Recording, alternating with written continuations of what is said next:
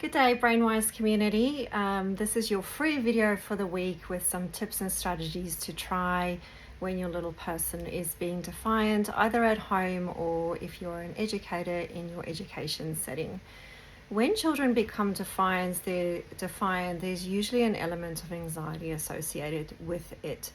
When children do become defiant and don't want to follow normal routines, it could be because they are experiencing physical discomfort, they are experiencing emotional distress, or they might genuinely choose not to engage. So your approach to defiance needs to be measured by what is going on for your little person. So the first steps that I would take when I experience anxiety in my practice and defiance as well, is to evaluate whether there is a physical need. If there is a physical need that your child has, either they are hungry, or they are tired, or they are overwhelmed and it's a new environment, a good key strategy is to try and address the physical needs first before addressing the behavior. If there is an anxiety associated with doing something, it can also often mean that children don't feel like they can do the activity to expectation, or they genuinely feel like it's just not what they want to do, and anxiety is secondary to that.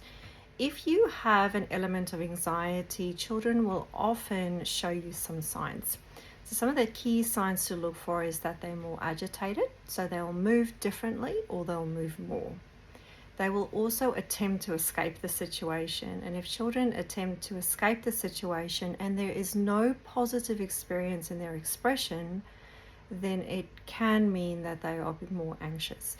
So when children are trying to move away from the activity and they are smiling or showing you a facial expression that's not associated with anxiety, you can attempt to address it by providing reinforcements and behavioral boundaries.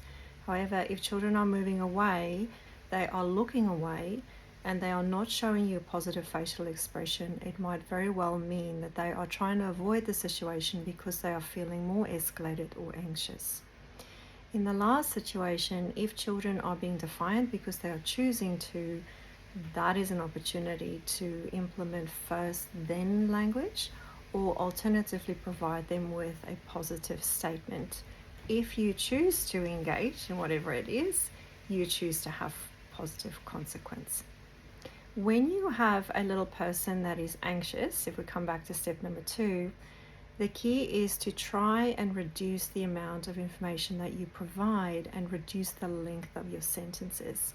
When children are distressed and escalated in education settings, especially, educators will often try and talk more or try and justify.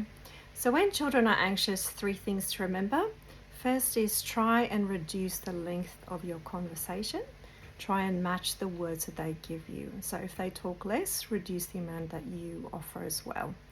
When children are distressed, their capacity to process language is reduced significantly. So it's important to try and match the amount that you say with their capacity to process what you're saying.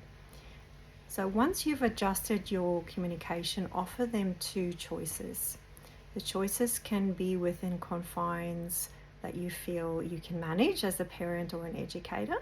So if they're running from the bathroom and you want them to brush your teeth, you can suggest that we either engage in a quick activity of choice and then we come back to brushing our teeth, or we can brush our teeth and then go into an activity that we really enjoy. If neither of the choices work, withdraw and provide the child with an opportunity to calm down physically first before attempting to provide choices again.